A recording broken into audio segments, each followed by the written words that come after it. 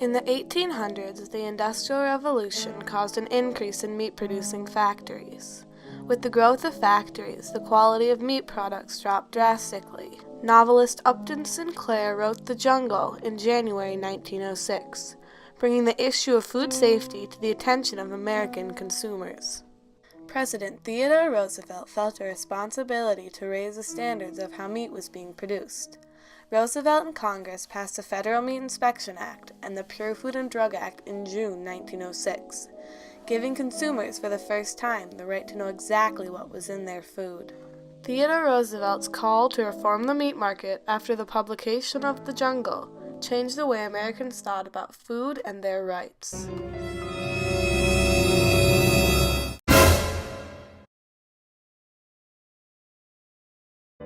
The Industrial Revolution began in the mid-1800s. At the start of the revolution, the food industry took a turn for the worse.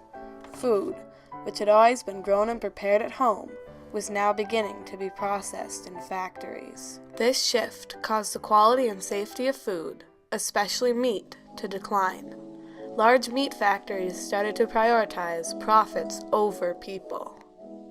This mindset led them to make unsafe decisions that sickened and killed countless people, including numerous soldiers in the embalmed beef scandal of 1898. Beef that was being sent to soldiers fighting in the Spanish-American War was said to be defective and have an odor like an embalmed dead body. Theodore Roosevelt, who had fought in the Spanish-American War before becoming U.S. president, was forced to eat some of the embalmed beef and believed it to be tainted. This scandal sparked new interest into many people over the safety of America's meat. One of the most well-known of these people was Upton Sinclair. Sinclair was a journalist living in Chicago who pushed to change the food industry. He had published many works, but none sold well. Fred Warren, the editor of the socialist journal Appeal to Reason, asked Sinclair to write a novel about immigrant workers in Chicago meatpacking houses. Sinclair eagerly accepted. For 7 weeks, he prowled the streets of meatpacking plants. He would slip into plants dressed as an employee to gain first-hand knowledge of the working conditions. Sinclair knew his story would be criticized. Therefore, he was cautious and only published proven facts. There would be meat stored in great piles in rooms, and water from leaky roofs would drip over it, and thousands of rats would race about on it. It was too dark in these storage places to see well, but a man could run his hand over these piles of meat and sweep off handfuls of the dry dung of rats. When Sinclair eventually tried to publish his novel, 6 publishers rejected him. A consultant from one of the publishers complained, "One feels that what is at the bottom of his fierceness is not nearly so much desire to help the poor, but his hatred of the rich." Eventually, in January 1906, Doubleday, Page & Company published his book. The Jungle was an instant hit, selling over 25,000 copies in only 6 weeks.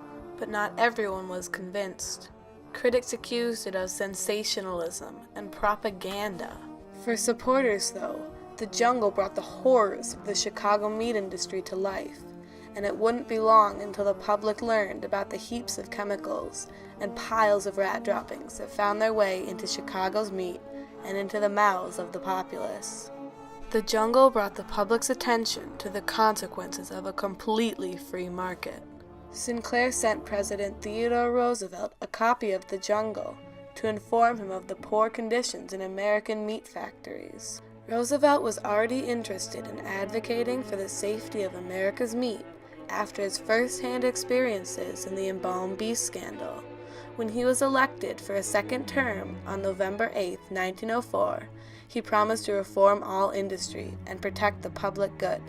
Despite this, Roosevelt was skeptical of Sinclair and all the journalists who were advocating to reform industry, calling them muckrakers. Now it is very necessary that we should not flinch from seeing what is vile and debasing. There is filth on the floor, and it must be scraped up with the muck rake. And there are times and places where this service is the most needed of all the services that can be performed. But the man who never does anything else, who never thinks or speaks or writes, saves of his feet with the muck rake, speedily becomes not a help, but one of the most potent forces for evil. Despite these concerns, Roosevelt made attempts to pass bills and acts to fix the industrial system, but none ever got far. Part of the reason none of these bills were passed was that the public didn't have an interest in industry and didn't think there was a problem. There was a lot of debate in Congress about whether the federal government had the right to regulate food, because that was something that had been regulated locally. What's special about Theodore Roosevelt is he really argued that the federal government had to regulate these things, that this had to be national. After reading The Jungle, Roosevelt was still unsure whether all the facts that Sinclair claimed were true. In an attempt to discover the legitimacy of The Jungle, Roosevelt sent Labor Commissioner Charles P. Neal and social worker James Bronson Reynolds to investigate the meat industry. In investigating, they found that all of the statements Sinclair made were true, and wrote the Neal-Reynolds Report, exposing again the horrors of Chicago meatpacking houses. Piles of sausages and dry, moldy canned meats, admittedly several years old, were found, which the superintendent stated to us would be tanked and converted into grease. This was the last straw for Roosevelt. He realized that food safety was something that needed to be regulated nationally. Large industries did not like the idea of reform. He was warned by an informant from Armour & Company. He will have to be well disguised, for the lid is on in Packingtown. He will find 2 detectives in places where before there was only 1. Despite this, Roosevelt continued to push for reform.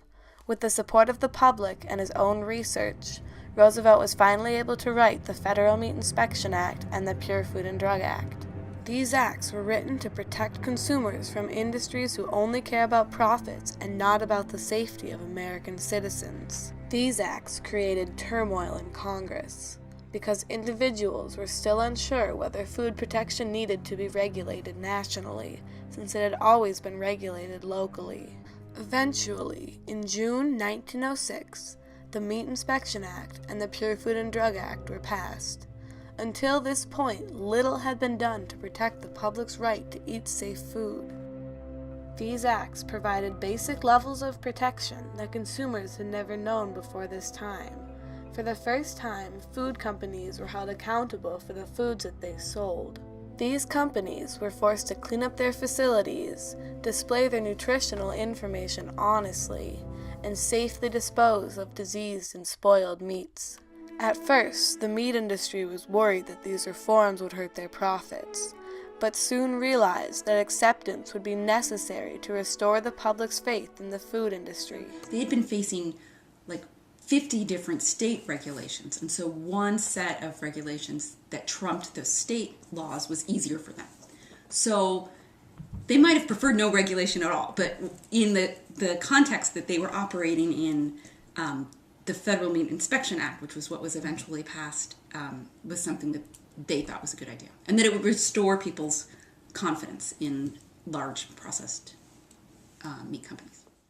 These acts also helped pave the way for other food rights advocates, such as Harvey Washington Wiley, the creator of the Bureau of Chemistry that eventually became the Food and Drug Administration. The FDA continues to protect the public from dangerous food. These reforms help lead the way towards reforms in other industries, such as drug and healthcare products. Of all the laws passed during the Progressive Era, no legislation proved more successful and more enduring than the 1906 Food and Drug legislation. These acts established the foundations of modern American food and drug law. For the first time, the federal government assumed permanent and comprehensive responsibility for the health and safety of the American food and drug supply. Without the efforts of people like Upton Sinclair and Theodore Roosevelt, these reforms would have been greatly delayed or never happened. Roosevelt significantly advanced the rights of the American people. He gave consumers the right to eat safe food and gave the government the responsibility to regulate the food supply. Although industries still try to cut corners in the safety and quality of their food products, because of the jungle and the reforms that it sparked, consumers can now buy their family dinner with some certainty that what they are eating is safe.